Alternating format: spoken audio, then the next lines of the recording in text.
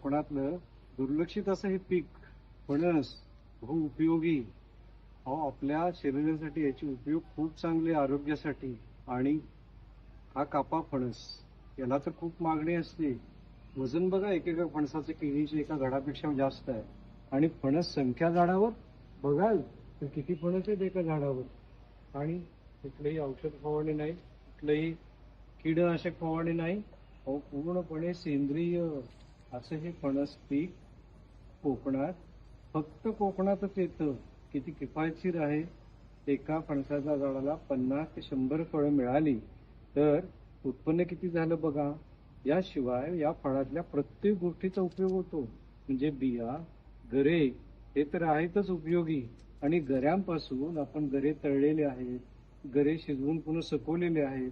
या असे आपण मूल्यवर्धन केलेले, म्हणजे त्याचं व्हॅल्यू ॲडिशन केलेले पदार्थ मार्केटमध्ये आणले तर पैसाच पैसा. असा आहे कोकणातला शेतीचा हा पैसा मिळवून देणाऱ्या पिकांचा अनुभव.